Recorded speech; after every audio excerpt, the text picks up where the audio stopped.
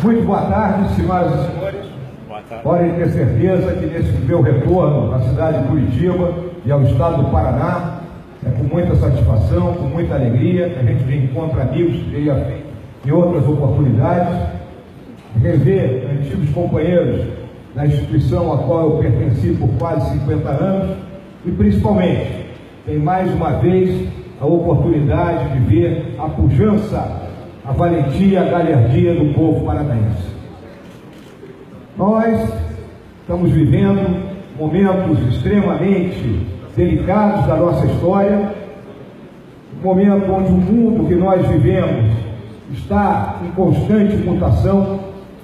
Essa revolução tecnológica que a gente vem enfrentando ao longo dos últimos 500 anos e que agora começa a chegar num ponto onde nos causa uma certa instabilidade, uma certa inquietação, porque aquele modo de vida que nós tínhamos, ele começa a ser mudado. Profissões começam a ser extintas, outros caminhos começam a aparecer. E isso gera sempre essa inquietação. Eu lembro que a nossa jornada na Terra, de acordo aí com os estudiosos, ela começou há 70 mil anos atrás, quando a nossa espécie, os sapiens, sejam eles homens ou mulheres, começaram a se deslocar desde o leste da África até atingir o que é hoje o continente europeu, Oriente Médio. Nesse caminho, éramos grupos de caçadores-coletores e vivíamos, praticamente sem nos comunicar. 40 mil anos atrás, a revolução cognitiva nos permitiu que trocássemos sinais uns com outros. E há 12 mil anos atrás surgiu a agricultura, que é uma das grandes fontes de renda desse pujante estado. Com o surgimento da agricultura, passamos a alimentar contingentes maiores de pessoas e também a nos fixar em cidades. E a partir daí começa a surgir a existência de um ente maior que organize isso. E surgem os estados baseados nas nações que nasceram ao longo desse período. Como eu falei, 500 anos atrás veio a revolução tecnológica. E tem gente que diz, se um camponês da Península Ibérica dormisse no ano 1000 e acordasse em 1500 com a partida da Esquadra de Cabral, ele não veria diferença. Mas se o Mariano de Cabral perdesse o bonde e ficasse dormindo e não fosse para a esquadra e acordasse agora, ele pensaria que estava no paraíso. Tal as mudanças que nós estamos enfrentando. E essas mudanças, baseadas nessa velocidade das comunicações, nessa capacidade que nós temos de interagir, nessa globalização, nesse encurtamento de fronteiras, nos chacoalha e nos deixa inquietos. Temos uma grande potência no mundo que gasta 33% do gasto mundial em armamento, são em torno de 600 bilhões de dólares, 2,5 vezes o que a China gasta, é muito mais do que o orçamento da nação brasileira tem para todas as suas despesas discricionárias, e seus investimentos.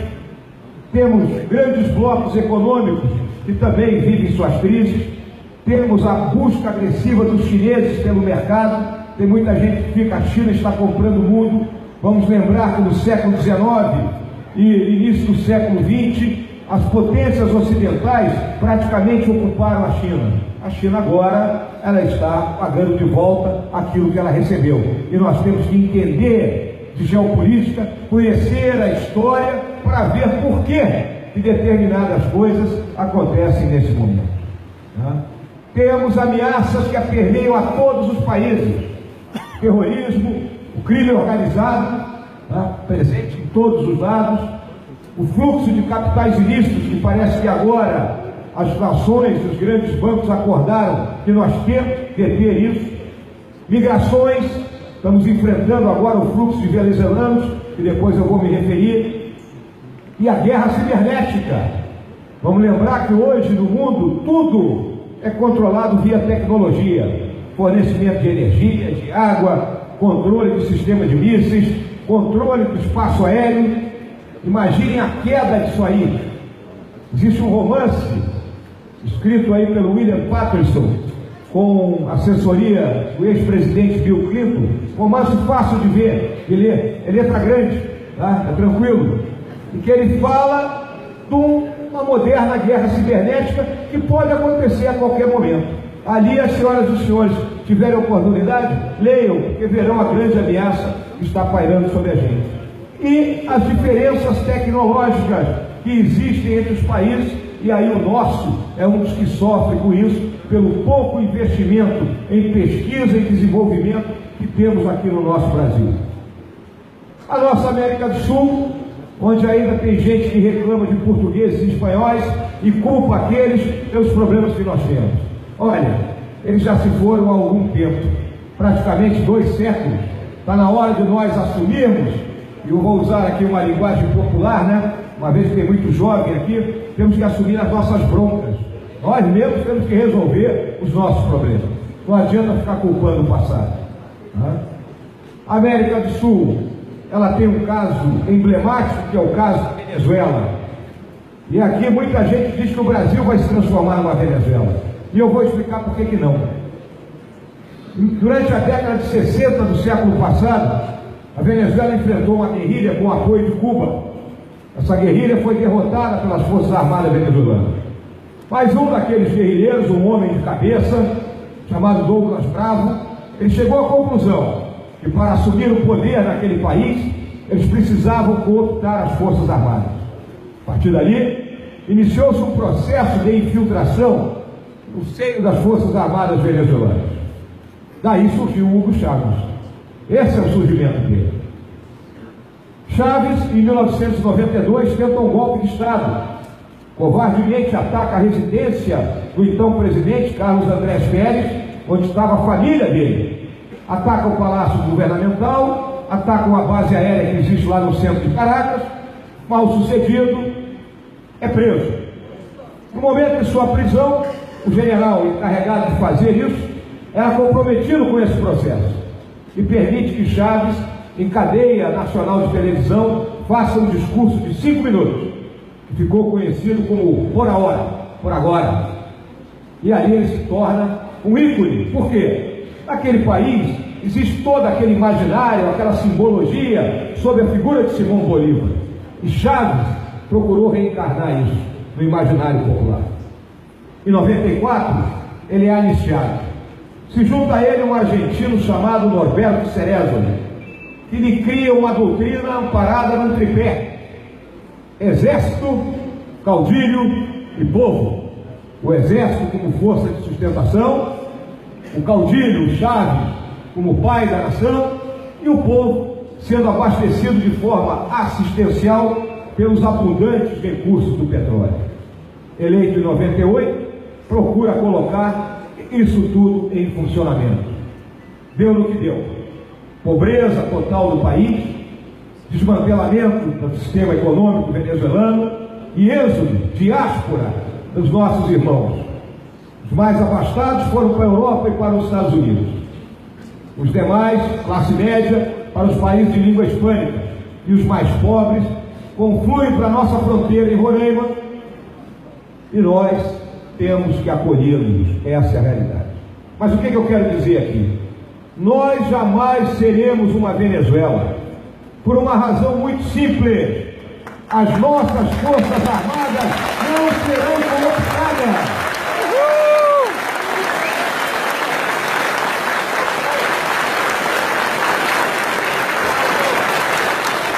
Tenho toda a tranquilidade para isso, toda a tranquilidade. E o nosso Brasil ocupa a porção centro-leste da América do Sul, 8 milhões e meio de quilômetros quadrados, 7.500 quilômetros de costa, quase 16 mil quilômetros de fronteira com 9 países diferentes. E aí eu destaco essa questão da fronteira, né? Tão comentada, tão discursada. É importante que se entenda isso. Fronteira tem 2 lados. Nós temos o nosso e existem os nossos vizinhos. Para controlarmos isso, é necessário um esforço conjunto. Não adianta única e exclusivamente ações unilaterais. Então é óbvio que no futuro próximo A nossa diplomacia terá que ser mais eficiente e eficaz ao lidar com a nossa vizinhança, conversar para que eles também ajam no sentido de coibir os ilícitos que vêm de lá para cá e os que vão daqui para lá. Um exemplo clássico é o roubo de carro. Saem daqui do Brasil e são legalizados do outro lado da fronteira. Não podemos aceitar isso. Também eu destaco que os Estados Unidos, ele faz fronteira com 2 países só. Canadá ao norte, não é nenhum problema, tranquilidade total, e ao sul, o México. A fronteira de torno de 2.500, 2.600 quilômetros, é um pouquinho maior da que eu guarneci durante 2 anos, lá no noroeste do Amazonas, com a Colômbia e a própria Venezuela. Tem dificuldade de controlar aquilo, muita dificuldade. Mas existem instrumentos que eles usam lá e que nós teremos que usar aqui, instrumentos tecnológicos. Quem procurar entrar nos Estados Unidos por carro, ali por El Paso, para chegar no Texas, né, vai chegar numa estrada obviamente mais larga do que as nossas, e vai se defrontar com 30 cabines, como se fossem cabines de pedágio. Cada cabine daquelas possui um scanner de alta intensidade, que vai rapidamente passar aquele carro. O carro está passando e está sendo escaneado. Se houver algum problema, 20, 30 quilômetros adentro, ele vai ser parado. E aí vai ser devidamente fiscalizado. Então nós temos que investir em tecnologia nas nossas fronteiras, né? Principalmente aqui no nosso caso específico do Paraná, na região de Foz do Iguaçu. Se não fizermos isso, vamos continuar enfugando gelo. Então, tendo tocado nessa questão da fronteira, dessa posição geoestratégica do Brasil, essa nossa imensa capacidade, e nós temos dificuldade para transformar isso em poder. Vivemos essa crise, é uma crise de 3 vertentes, ela é política e policial. Tal o número de representantes do segmento político que ou estão presos, ou estão respondendo a processo, ou ainda irão responder a processo. Não está escapando ninguém, né? Se lembrarmos daquela música antiga, se gritar pega ladrão, não fica um, meu irmão, né? Isso aí é um velho ditado que nós temos, né? Então nós temos que mudar o nosso sistema. Isso está baseado muito no quê? No nosso sistema partidário, que é caótico, né? Muitos partidos que terminam por não representar fielmente o pensamento do eleitor. Acabamos por ter dificuldade em nos identificar com qual ideologia ou qual pensamento aquele partido está ligado. Nós tínhamos uma cláusula de barreira prevista pela Constituição de 88, que se tivesse em vigor, nós teríamos hoje em torno de 9 partidos. Já seria muito? Poderia ser, mas eu sei que nós teríamos mais facilidade na seleção daqueles que iriam nos representar. Voltamos agora a instalar uma cláusula de barreira muito tímida. A anterior tinha sido derrubada pelo STF sob o argumento que era antidemocrática e que não permitia a livre associação. É aquela teoria do argumento, né? A gente sabe disso. Então temos que mudar isso. E temos que mudar o sistema de voto proporcional. Hoje nós votamos em A e elegemos C. Dos 513 deputados que temos na Câmara Federal, apenas 36 foram eleitos diretamente. O resto entra naquilo que nós podemos denominar do voto tiririca, né? Recebe uma quantidade enorme e arrasta com ele outros companheiros da mesma legenda. Na minha visão, isso é a minha visão, nós temos que partir para um voto distrital. Divide-se o Estado, aqui o Paraná tem X deputados, teremos X distritos. Em cada distrito concorre um representante de cada partido. Simplifica a eleição, barateia o processo eleitoral e, o principal, aproxima o eleito do seu eleitorado. Fica mais fácil de cobrar daquele a quem nós colocamos lá na Câmara Federal. Então essa é o primeiro passo da reforma política que nós precisamos tentar implementar no nosso país, para solucionar a crise política. A crise psicossocial é uma crise de valores. A sociedade, na sua célula principal, que é a família, ela foi atacada. A família passa a perder valor. E onde ela é mais atacada? Principalmente naqueles segmentos mais carentes da nossa população. resultando naquele grande número de excluídos que nós temos. Excluídos por quê? Porque o Estado não chega a eles. O Estado não lhes fornece energia, o Estado não lhes fornece água, o Estado não lhes concede rede de esgoto, o Estado não lhes dá segurança. Isso termina por ficar na mão das narco-quadrilhas que hoje atuam dentro do nosso território. Nós temos que chegar nessa população. É uma população onde tem mãe e avó. O pai já morreu muitas vezes, ou está preso, o avô na mesma situação, ou então jamais conheceram quem eram essas pessoas. Então esse é o grande trabalho social que os governos em todos os níveis têm que realizar. E se nós não fizermos isso, nós perderemos imensa parcela da nossa população. E essa crise de valores, nós temos que colocar um quarteto, né, de qualidades que tem que ser repetida o tempo todo. Verdade, não mentir. Honestidade, não roubar. Lealdade, ser leal à nossa família, ser leal à nossa vizinhança, ser leal aos nossos amigos. E responsabilidade, assumir os nossos atos, fazer aquilo que é certo, porque nós sabemos o que é certo. Se todos nós, brasileiros e brasileiras, assim procedermos, nós teremos o país de grandeza, o país da ética que todos sonhamos e queremos viver. Somos assolados hoje pela essa crise da segurança pública. A polícia vive um mundo muito difícil. Se a polícia atua contra essas narco-quadrilhas que aí estão, em força, ela é criticada por aqueles representantes dos direitos humanos que se esquecem que direitos humanos têm que ser para os humanos direitos e não para marginais.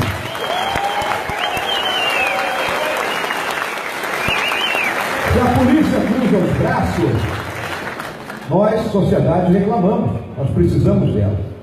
Então, precisamos mudar isso aí. Onde o governo federal pode atuar?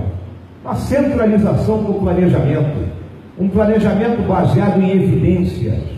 E o que vem a ser isso? Vamos dizer aqui que a Polícia do Paraná tem uma metodologia que diminui o roubo a pedestre. A de São Paulo tem outra que diminui o roubo de carro. A de Pernambuco tem outra que diminui o furto de carros. Nós temos que integrar isso e trabalhar na área de inteligência. A inteligência policial, que é totalmente diferente da inteligência de Estado. Colocar os nossos policiais em escolas de inteligência, nós só temos 2 hoje no Brasil, que unifique a formação e investir fortemente no aparato tecnológico. E com isso, conseguiremos restringir os confrontos de rua que tantas vítimas causam e chegam aí aos 60 mil assassinatos por ano no nosso país. E tributa especificamente 90% dos mortos são homens e homens jovens, e principalmente homens de cor. Então nós temos que acabar com isso aí.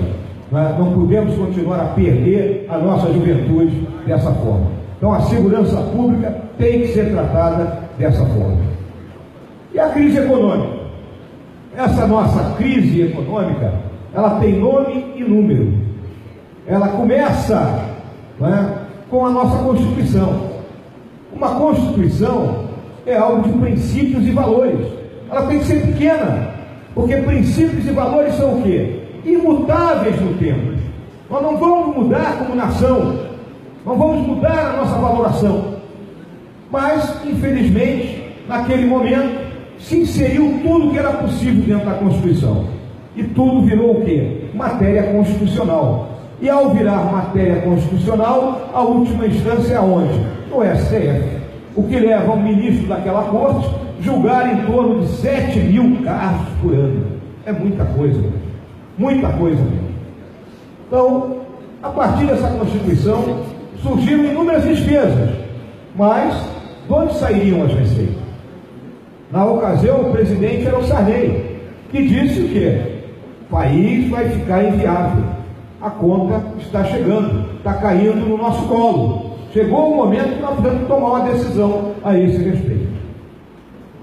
Tivemos a hiperinflação, que todos lembram dela, Talvez os mais jovens tenham esquecido, mas nós já vivemos um pouco mais. Lembramos que o Sarney, quando passou o governo, a inflação era 90%. Garotada, não era o ano não, hein? Era o mês. 90% ao mês.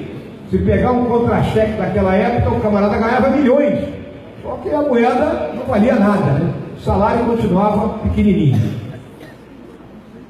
Veio o Plano Real.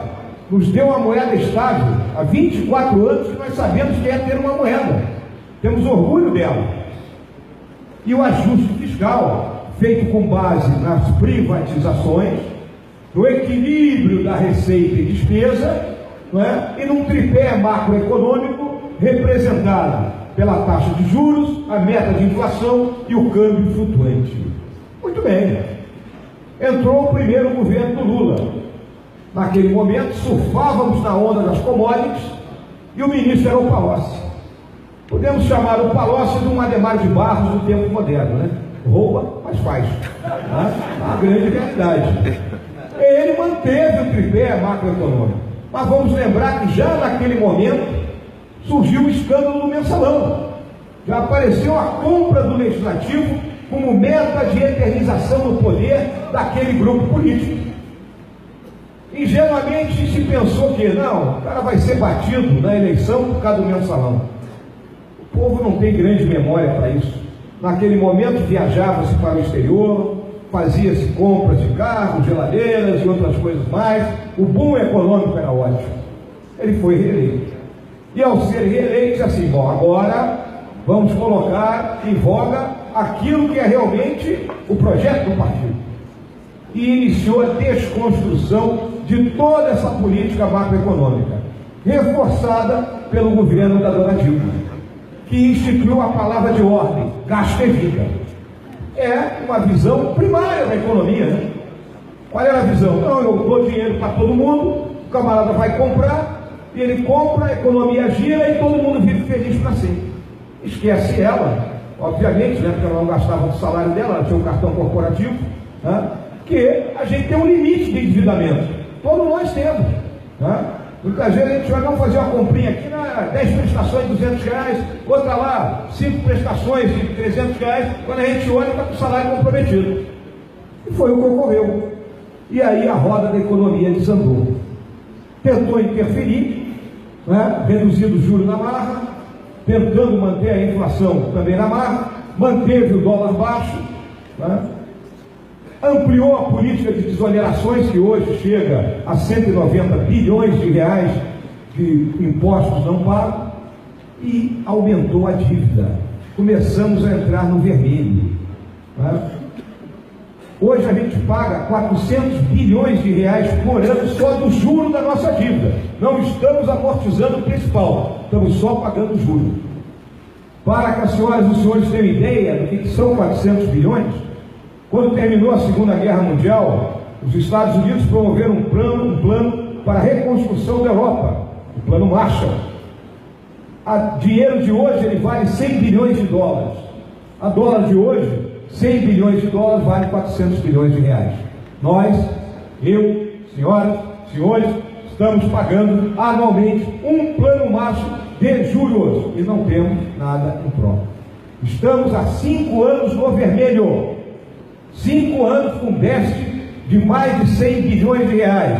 120, 130, a previsão para esse ano é 150, provavelmente vai ser menor, ano que vem continuará no déficit. Essa é a situação, né? Imaginem na casa de cada um das senhoras e dos senhores, 5 anos, um cheque especial, um cartão de crédito estourado, etc. e tal. É de enlouquecer qualquer um. É a situação que o nosso país vive em termos econômicos. O que tentou o atual governo? Limitar o crescimento orçamentário. E passou aquela emenda constitucional 95, a chamada emenda do teto de gastos. Como é que é isso aí? O orçamento de 2019, ele é o orçamento de 2018, reajustado pela inflação medida de julho de 17 a junho desse ano. Então, um exemplo aqui clássico. O orçamento é uma pizza. Ele vai aumentar 4,5%. Então a pizza cresce, né, homogeneamente 4,5%. Mas dentro da pizza tem várias fatias. Tem a fatia da saúde, a fatia da educação, a fatia da defesa, a fatia do pagamento pessoal, a fatia da previdência. O que ocorre? Por determinação constitucional, tem salário que sobe todo ano. Aqueles que ainda têm a gratificação de tempo de serviço, é 1% que pinga todo ano. Tem os benefícios previdenciários. Então o que vai acontecer? Essa fatia aumenta mais. Se ela aumenta mais, o que acontece com as outras? Tem que diminuir. Então vai faltar recursos na educação, na saúde, na defesa, etc. e tal. Essa é a realidade. E aí eu sempre gosto de lembrar do Roberto Campos nesse pacote todo. O Roberto Campos dizia que a diferença entre a estupidez e a inteligência é que, infelizmente, a inteligência é limitada, né? É um problema.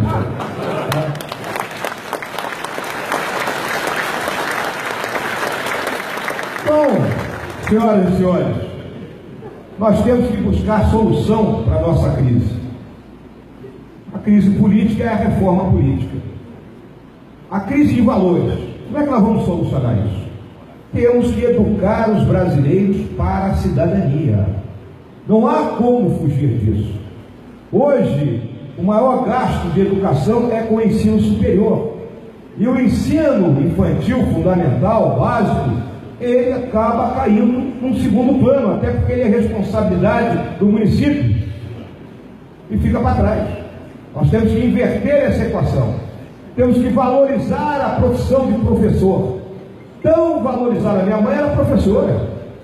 Era um valor tremendo aquilo. Eu lembro das antigas alunas, já quando ela de mais idade, vinham lá visitá-la e lembrar aquele tempo. Todos nós lembramos de professores e professoras que tivemos. Ele é o complemento da cultura que vem de casa. Então temos que valorizar essa profissão. Seja pelo salário, seja pelo status que ela tem que desfrutar dentro da nossa sociedade. A educação para a cidadania vai inverter essa curva descendente de valores. E dentro da educação pela cidadania tem que aparecer e ficar firmado a democracia como valor fundamental do nosso país. Por pior que seja esse sistema, ele ainda é o melhor de todos. Não se resolvem as coisas por decreto. Se resolve com a participação de cada um de nós, cidadãos, fazendo a sua parte. É dessa forma. E o que mais nós podemos fazer? Temos que primar pelos modernos fundamentos econômicos. Disciplina fiscal, receita e despesa igualados. Temos que liberar o comércio, liberar o câmbio. Temos que virtualizar e digitalizar os serviços públicos. Olha a dificuldade que nós temos, é tudo regulado. Hoje nós temos a internet, eu tenho certeza que a maioria aqui não vai mais a banco. O seu celular aí faz o que tem que fazer, sem ir a banco. Nós podemos fazer uma série de serviços do governo dessa forma. Agora precisamos melhorar o quê? A rede da telefonia celular. Hoje nós temos 50 mil antenas de celular no Brasil. A China tem 1 milhão.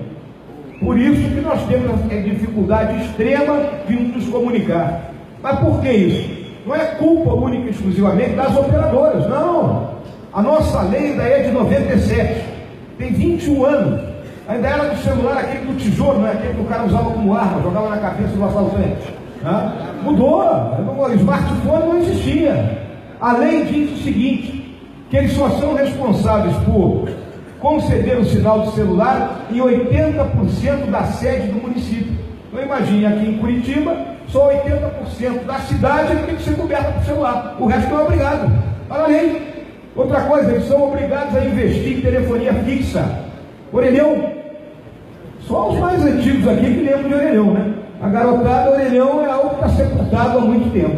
Então nós temos que mudar essa lei e dobrar, num prazo curto, o número de antenas.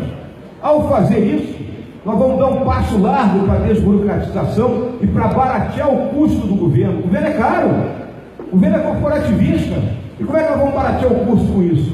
Eu preciso fazer uma campanha para a vacinação. Se todo mundo tem um celular, eu não posso ter o app do governo. E hoje eu transmito uma mensagem para todos os celulares do Brasil dizendo que amanhã é o dia da vacinação contra a poliomielite.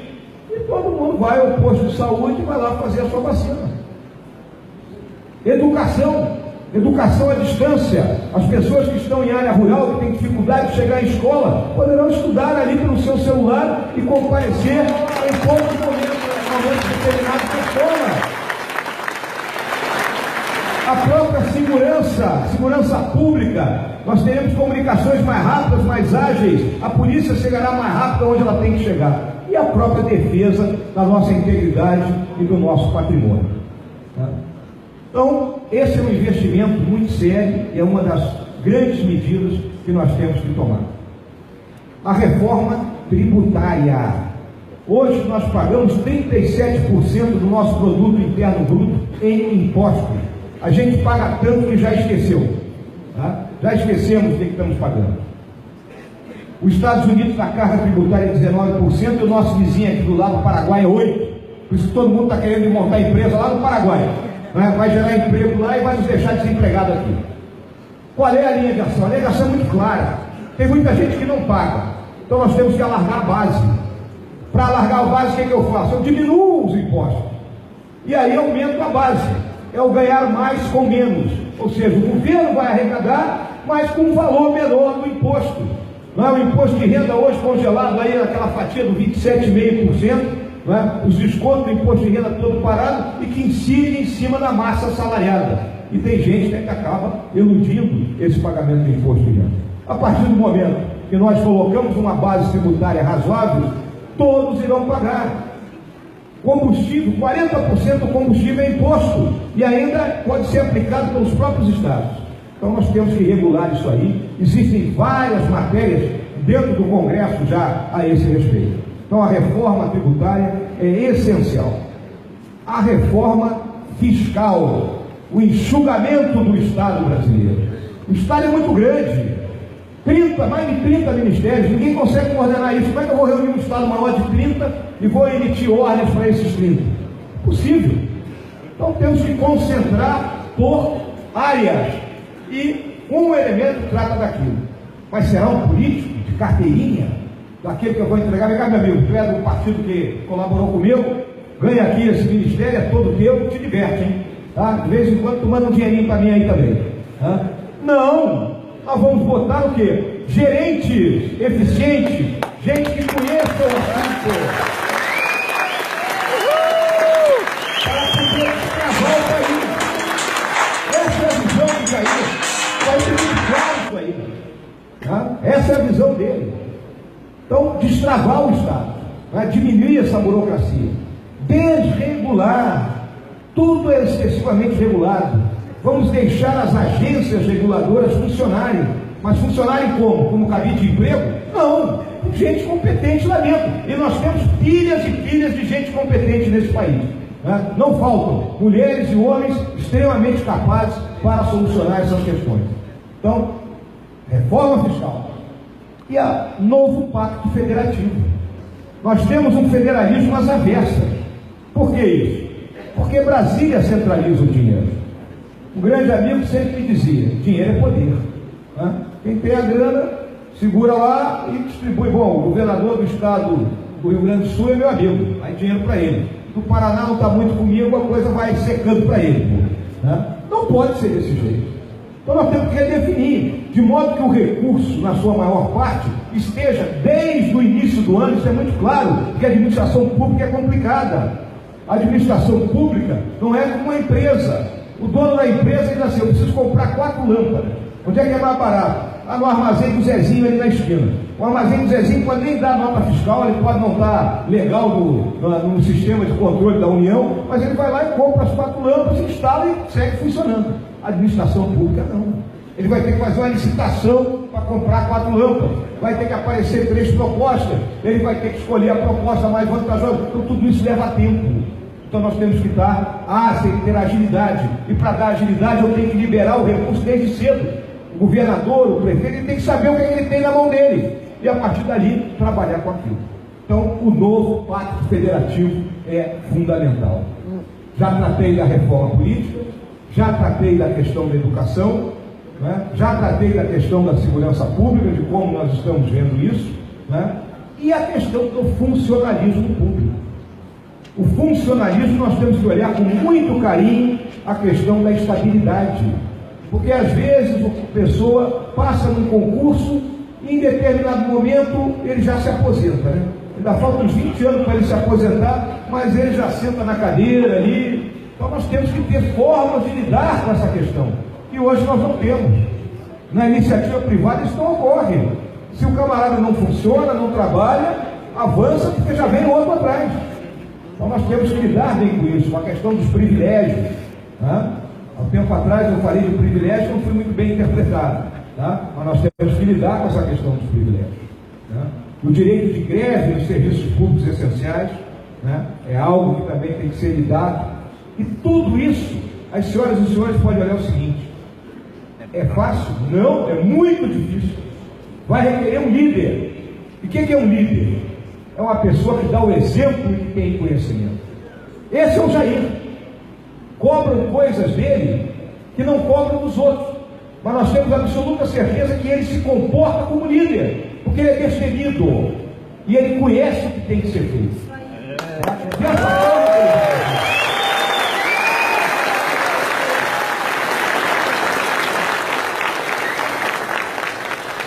E finalmente, não querendo cansar a todos, né, de tanta coisa, mas o que é que nós vislumbramos para o nosso Brasil? Nós vislumbramos um novo momento. Vai se corrigir tudo em 4 anos? Pela dimensão das tarefas, as senhoras e os senhores podem ter certeza que não. E também não é a nossa veleidade, né, ter um projeto de poder. Nós temos um projeto para o país. Nós queremos deixar o país uma rota, que a partir daí, se assumir o governo A, que vai por aqui, mas ele vai seguir na rota. O B, que vai um pouquinho mais para a esquerda, mas a rota é a mesma. Se nós conseguirmos deixar esse legado para o Brasil, nós teremos cumprido a missão que tanto ele como eu, há anos atrás, perante a nossa bandeira, juramos defender a honra, a integridade e as instituições desse país, mesmo com o sacrifício da própria vida. E nós para ele, numa Câmara de Hospital, fazendo isso. Então, senhoras e senhores, o que eu quero lhes deixar é essa mensagem. É trabalho duro, é trabalho hercúleo, tempos difíceis virão, teremos que suportar desconforto e fadiga, teremos que ser moderados, mas por quê? Porque nós temos um objetivo maior: ter aquele Brasil de grandeza, o Brasil respeitado no seio das demais nações. E principalmente, aqui eu vou falar de uma coisa que eu não toquei. O nosso carro-chefe hoje é o agronegócio. Nós temos que trabalhar fundo pelo agronegócio, naquela questão da seleção de frente econômica. E por que isso? Porque numa visão de curto prazo, a nossa riqueza está aí. Nós temos capacidade de, uma vez solucionados os gargalos que ainda estrangulam o agronegócio, colocar comida de boa qualidade e barata na mesa de todo o planeta. Nós podemos ser o celeiro do mundo. O mundo ficará nos nossos pés, por comida. Essa é a nossa capacidade, com valor agregado, industrializado, com logística eficiente. E isso é carro-chefe do governo do Jair Bolsonaro. Muito obrigado pela atenção de todos.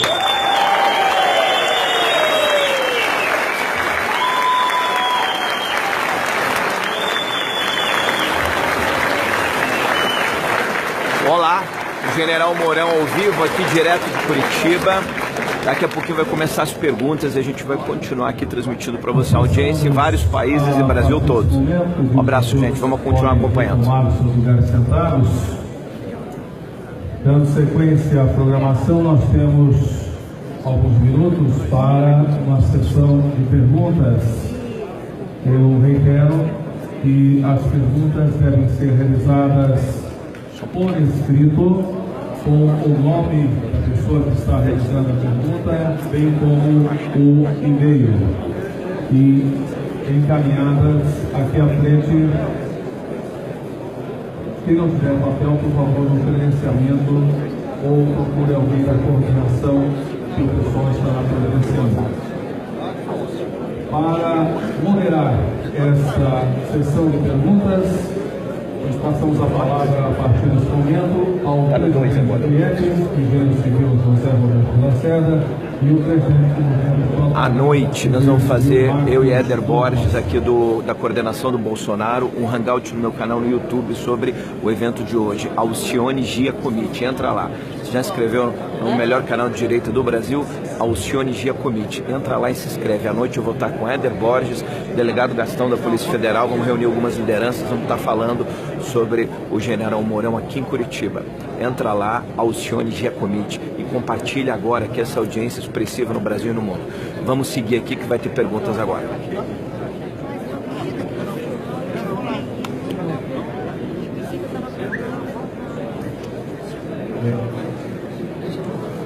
General, Vamos ver as perguntas. No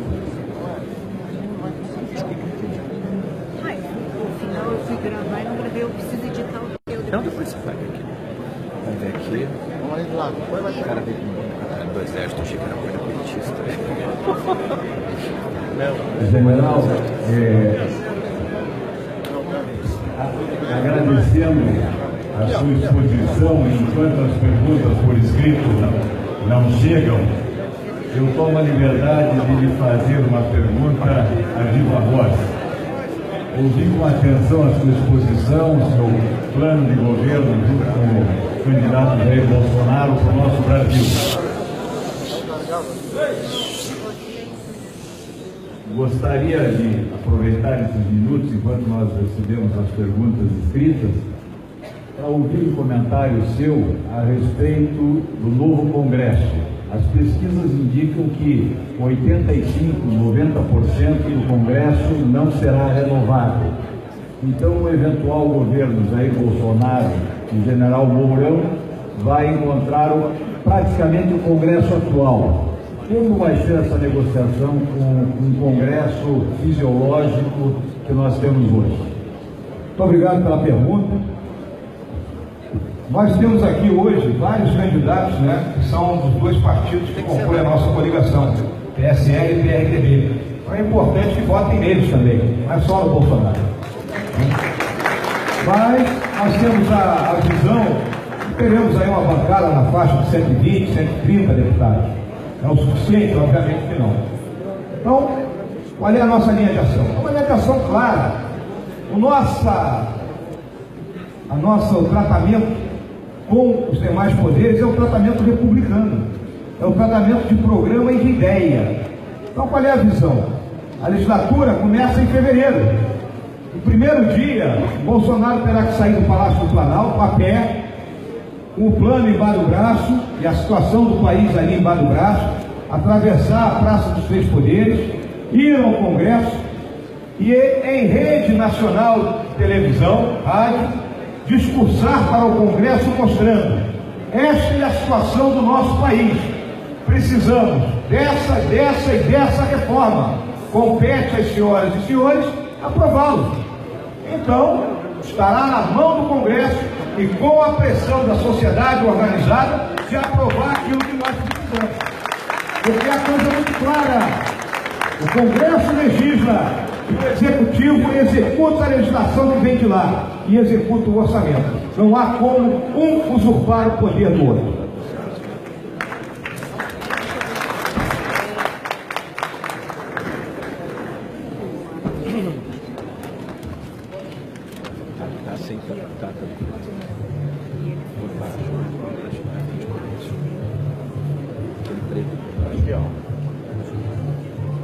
General Mourão, sabemos que o STF Alcione Giacomitti, 2. Tem sido, não estou entendendo a pergunta, com a existência de membros incrustados ideologicamente neles. Como fica a situação do STF e dos outros órgãos superiores de justiça? Nós temos que lembrar que a democracia, ela pressupõe o equilíbrio entre poderes. Então, os três poderes aquele sistema, né, que a gente pesos e contrapesos, e todo mundo tem as suas restrições, né, a determinados ministros que hoje ocupam o STF. Isso é um processo. O nosso processo de seleção ele é correto, ele só é mal executado, ele é igual ao americano. Lá é escolhido um juiz, né, ou para a Suprema Corte, ele passa para uma sabatina no Senado, igual aqui. Só que a sabatina que é feita no Senado, o pessoal entra às 2 da tarde, às 5 horas sai todo mundo abraçado. Lá leva 2 meses, tá?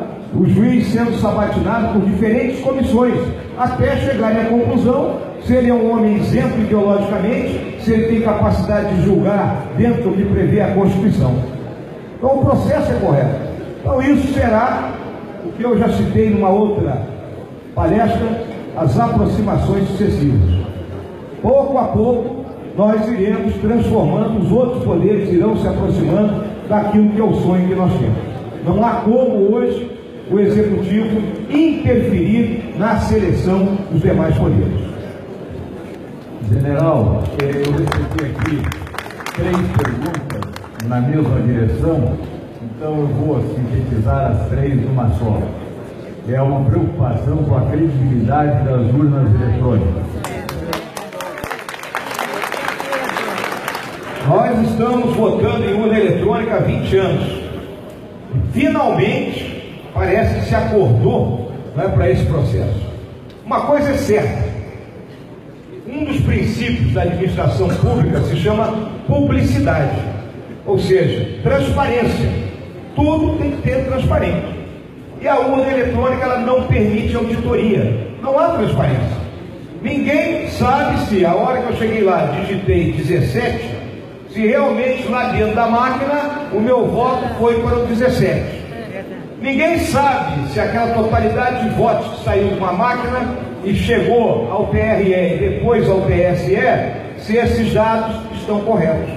Por quê? Porque não há auditoria. Então hoje os nossos partidos estão se organizando para tentar fiscalizar aquilo que podemos, qual seja a inserção correta dos programas, né, dos chips nas urnas, né, a totalização de cada urna, de modo que a gente analise aquilo ali e acompanhar para e passo a totalização feita no Tribunal Superior Eleitoral. Mas, volto a repetir, a segurança e a auditoria só ocorrerá com o voto impresso. Não tem outra solução. É igual o banco. Você não vai lá fazer uma transação no banco, o cara pergunta, quer o recibo? Aí você imprime o recibo, estou aqui no meu recibo. É a mesma coisa na urna. Imprimiria o seu voto, você vai na urna do lado ali e deposita aquilo. Se nós não fizermos isso, ficará a eterna dúvida.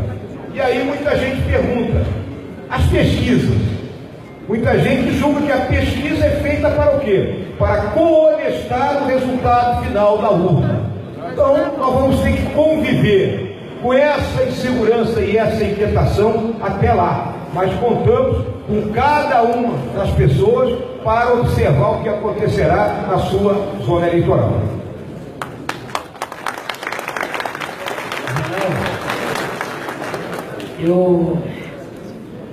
Eu queria dizer ao público que há muitas perguntas praticamente iguais, ou aproximadamente iguais, e algumas que estão comigo já foram feitas e já foram respondidas. Então eu vou fazer a penúltima pergunta, que o general ele vai ter que conceder uma entrevista coletiva. Eu achei eu selecionei porque achei muito interessante.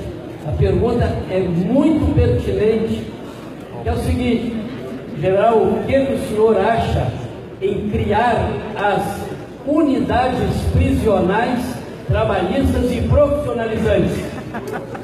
Eu terminei por não tocar, quando falei da segurança pública, nessa questão do sistema prisional.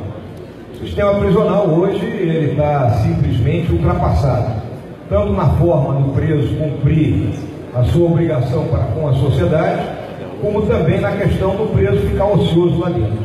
Então nós temos que mudar isso aí, né? Nós temos que partir também para uma privatização dos presídios, né? Uma gestão compartilhada, onde o Estado administra a pena e o ente privado ele administra a questão de alimentação, do trabalho. O preso tem que trabalhar, o preso não pode ficar confinado num lugar ocioso, porque a mente ociosa é o quê? É o paraíso de todas as coisas ruins. Isso a gente sabe desde que era pequeno. A mãe de cada um aqui falou isso pra gente, né? Mente ociosa é só problema.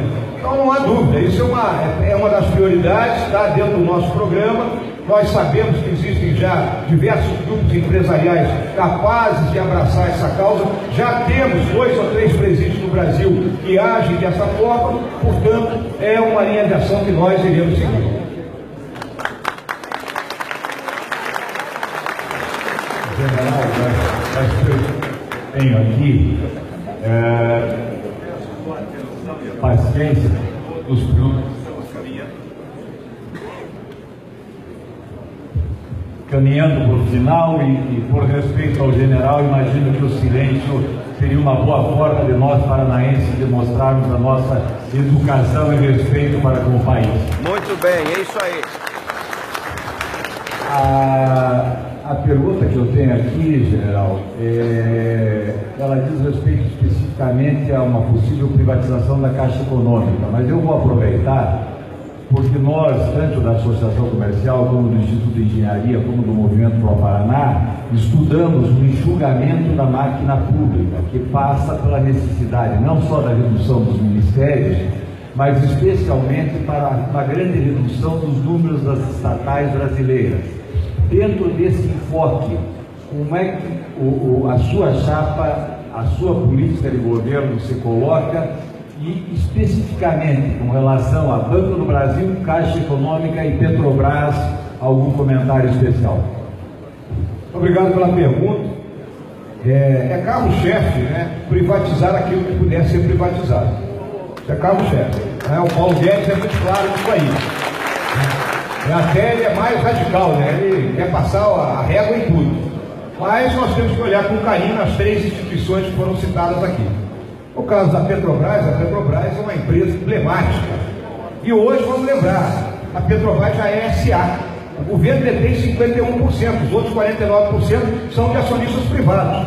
Tanto que a Petrobras vem sofrendo condenações aí no Brasil e no exterior por os malfeitos que foram realizados e acionistas prejudicados, né? O que nós achamos é que refino e distribuição podem ser privatizados. Agora, a prospecção é uma atividade que ainda tem que ficar na mão da holding do ente principal. Quanto ao Banco do Brasil e a Caixa Econômica, a coisa é muito simples. O Banco do Brasil já é SA também. A Caixa não. A Caixa ela é mais totalmente estatal. Mas o que acontece? Eles possuem quadros extremamente competentes. E temos que colocar o quê? Por mérito para presidir e gerenciar as diversas instâncias dos dois. E não pegar o Gedel e colocar de diretor dos órgãos da Caixa. Aí isso não pode. Aí depois o Gedel fica dando dinheiro e agora está em depressão lá na Papuda, né? Ele está com saudade do dinheiro dele. Então, Banco do Brasil e Caixa mantém agora. Presidente do Banco do Brasil, funcionário de carreira, considerado meritório, ele vai assumir a presidência e acabou. É dessa forma que a gente vê. General, manda um oi pro Brasil aqui pela internet. Brasil, oi! Um abraço!